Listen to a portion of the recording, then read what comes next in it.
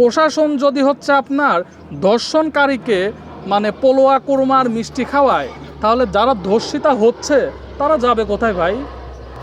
তাহলে এই দেশে যে ধর্ষণ হবে, মানে আমার তো মনে হচ্ছে তার নিজের লাইফটাই শেষ করে দিতে হবে, কারণ বিচার তো পাবে না।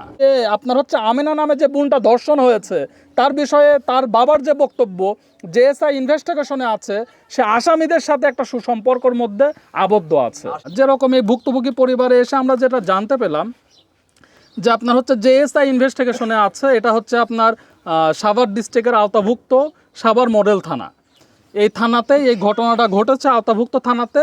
যে এসআই ইনভেস্টিগেশনে আছে, মানে ওই এসআই নাকি হচ্ছে আপনার যারা আসামি পক্ষ, অর্থাৎ যারা হচ্ছে আপনার ধর্ষণ করেছে, তাদের সাথে নাকি তার একটা সুসম্পর্ক গড়ে উঠেছে।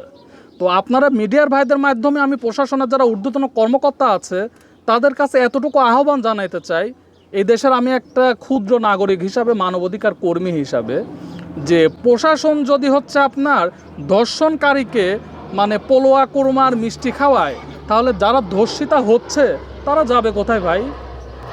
তাহলে এই দেশে যে ধর্ষণ হবে, মানে আমার তো মনে হচ্ছে তার নিজের লাইফটাই শেষ করে দিতে হবে, কারণ বিচার তো পাবে না। এই যে দেখেন, এই যে এই মুরব্বী, উনি হচ্ছে মনে হয় সম্ভবত ভ্যান চালা খায়, রিক্সা চালা খায়, ভ্যান চালা খায়। এই যে উনার কান্নার মূল্য হয়তো বা আমার আপনার কাছে থাকলেও এ দেশের অনেকেই মনে করেন যে হচ্ছে আপনার যারা প্রশাসনিক ঊর্ধ্বতন কর্মকর্তা আছে, প্রশাসনিক ঊর্ধ্বতন কর্মকর্তার মধ্যে অনেকেই মানবিক আছে। আমরা কাজের সুবাদে প্রশাসনের সাথে মিশি, আমরা দেখি যে না, প্রশাসনের মধ্যে অনেক মানবিক প্রশাসন আছে। আবার অনেকেই দেখা যায় যে আপনার মনে করেন যে ভুক্তভোগী, বিশেষ করে যারা ধর্ষণের শিকার হয়, এমনও শোনার যায় অনেক সময় যে আপনার যেহেতু বাংলাদেশে এখন ধর্ষণ বিশেষ করে হচ্ছে আপনার এই মিরপুরের রামিসার ঘটনাকে কেন্দ্র করে বাংলাদেশে কিন্তু এখন ধর্ষণের বিষয়ে আমরা অনেকেই সচেতন হচ্ছি বা অনেকেই প্রতিবাদ জানাচ্ছি।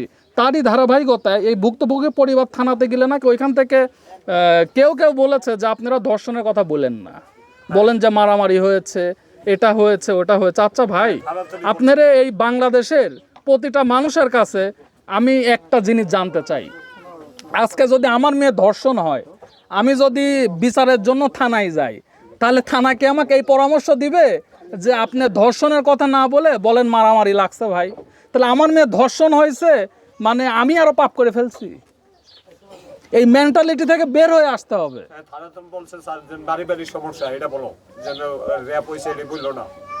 তাহলে উনার মুখ থেকে আপনারা শোনেন যে উনার মেয়ে রেপ হয়েছে, বাবা ন্যায্য বিচার পাওয়ার জন্য যাচ্ছে কোথায়? থানায় যাচ্ছে। থানার থেকে কিছু অফিসার, প্রশাসনের কিন্তু ভাই সবাই খারাপ না, ম্যাক্সিমামই মানবিক, দু একটা খারাপ হয়তো বা আছে, তাদের কারণে প্রশাসনের প্রতি অনেকের নেগেটিভিটি আছে। তবে আমি আপনাদের একটা কথাই বলবো, প্রশাসনের প্রতি আপনারা পজিটিভিটি নিয়ে আসবেন, আর যে প্রশাসনটা নির্দিষ্ট খারাপ আপনারা তার প্রতি নেগেটিভিটি নিয়ে আসবেন। আমভাবে প্রশাসনকে কেউ খারাপভাবে নিয়েন না, কেননা ওনারা দেশের জন্য অনেক কিছু করে। ওনারা অনেক সময় দেখা যায় প্রশাসনের মধ্যে এতটাও মানবিক, আমরা প্রশাসন দেখেছি যে অনেক গরিব মানুষ থানাতে মামলা করতে গেলে গাড়ি ভাড়ার টাকা না থাকলে প্রশাসন দিয়ে দেয়, এমনও নজির আছে। কিন্তু বিশেষ করে এই যে আপনার হচ্ছে আমিনা নামে যে বোনটা ধর্ষণ হয়েছে, তার বিষয়ে তার বাবার যে বক্তব্য, জেএসআই ইনভেস্টিগেশনে আছে, সে আসামিদের সাথে একটা সুসম্পর্কের মধ্যে আবদ্ধ আছে। আসামির গাড়ি দিয়ে ঘুরে স্যার, আসামি পুলিশের গাড়ি দিয়ে ঘুরে আমাকে হুমকি দিছে ঘর বাড়ি ছাইড়া দিতে, এরপরে মেয়ে মেডিকেলে তো নানলে কুবায় কাটিয়ে লাবে, হ্যান্ড করবে, ত্যান করবে, মানে অনেক। আপনি একটু এখানে আসেন।